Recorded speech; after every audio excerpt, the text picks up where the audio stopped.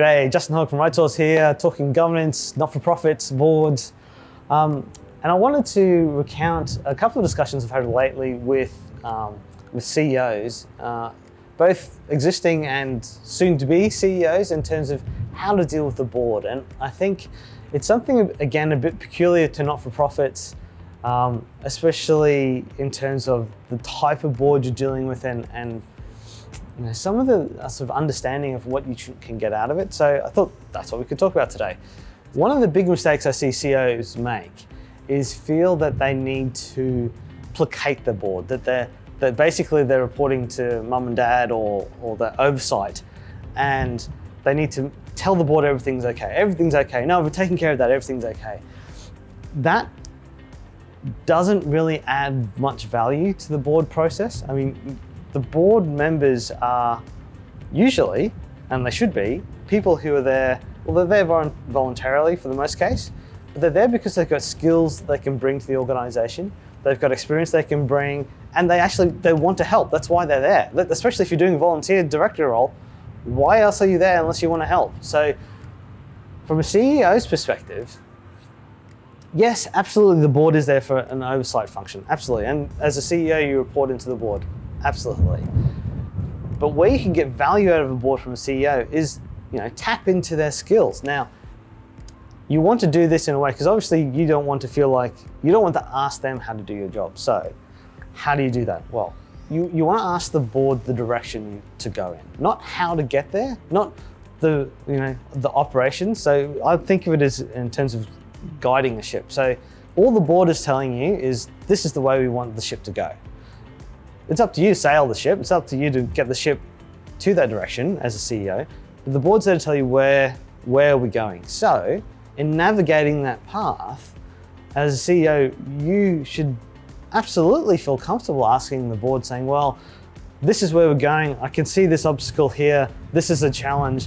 This is how I think I'm going to navigate through that path. Is that still moving in the same direction that you want to move? And by asking that opinion, by providing both an understanding of where the board's wanting, or a confirmation of the direction the board's given you, plus also showing the board that you're applying how to move things forward in that direction, they're not going to necessarily jump in and tell you, no, you're doing that wrong. But they will give you clarity to make sure that you're moving in that right direction. And that's, I think, a CEO where you can then really tap into the value of the board. So if it is, okay, you've got an obstacle and you can see that, and maybe it's an IT related issue, and you've got people on the board who've got IT savvy, you can say, well, this is how I think I'm going to tackle it. They can either go, yep, sounds good, or they can maybe suggest, well, maybe look at this, maybe look at that. They're not telling you how to do your job, but they're just trying to make sure that you've looked at other pathways you might be able to go to get around that obstacle. So backing all that back, what does that mean? In terms of the CEO and the board, it's asking their opinion and tapping into their knowledge without asking them how you should do your job.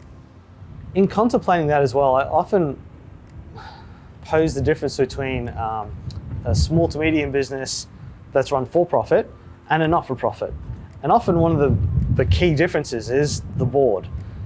Now, when you look at especially some medium-sized businesses, you're seeing a trend now to those businesses getting advisory boards.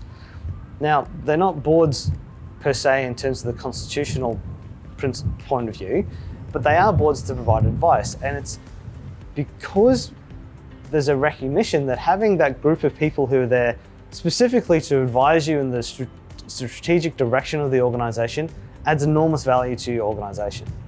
So as a CEO of a not-for-profit, really see that opportunity to be able to interact with the board as an opportunity to create value for the organization. So be curious, and I think that's where you want to treat it. Like, if you're being curious coming to the board, you're going to ask questions, you're going to be open to discussion.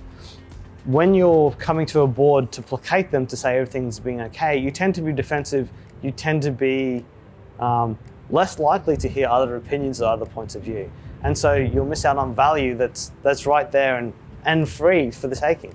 The next thing that's really important from a CEO's point of view, and something that I think is important from a board point of view as well, is that in you're part of that strategic setting or strategy setting process. So one, you want to make sure that that's documented and captured somewhere. So you want a clear strategy, not only to have been discussed with the board, but to be documented somewhere. And it doesn't need to be, 50 pages long.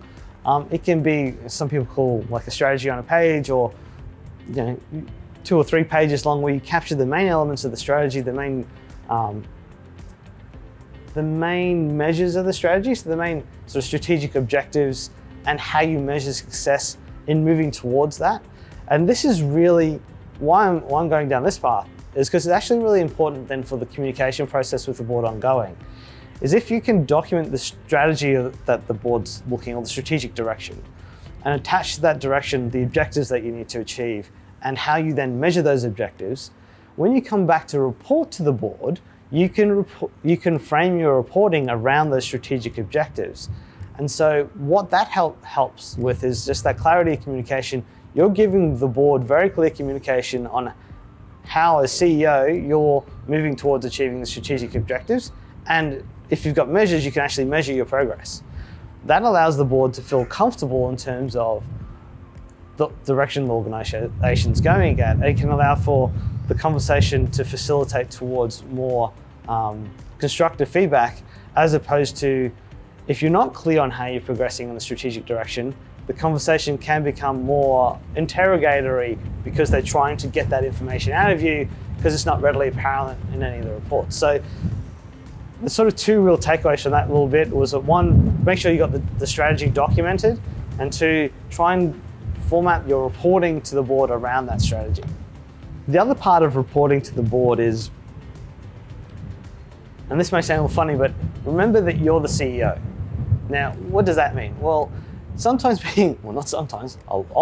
being a CEO of a not-for-profit is hard work. There's a lot of stuff that comes out of left field. There's a lot of legislation. There's a lot of trying to get funding.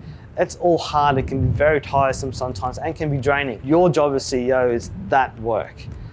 I've seen you don't need to necessarily pass that on to the board, because the board knows that it's hard work. That's why they got you as CEO, and they're not doing it because they know it's hard work and they've got someone specific to do it. So don't feel like you need to, I suppose, express to the board how hard everything is, or how, that they need to feel the pain a little bit as well.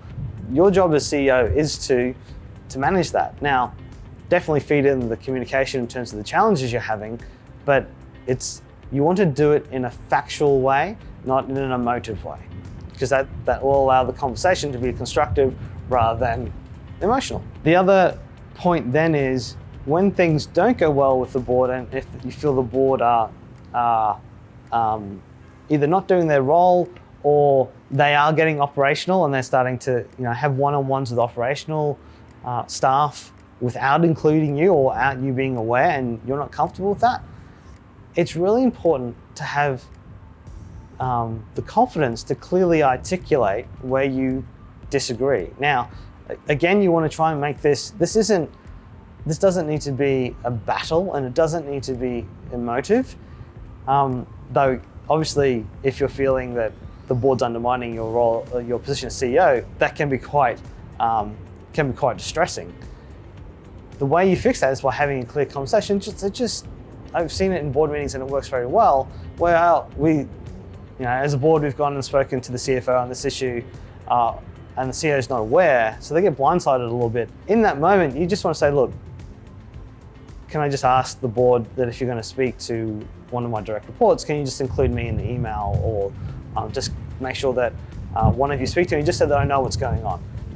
You don't want to prevent, you don't want to say don't do that necessarily. You want to look at a constructive way that the directors can get the information they need while still allowing you to perform your role as CEO. So clearly articulate where you're feeling discomfort or you think things aren't going well, so that you can resolve it.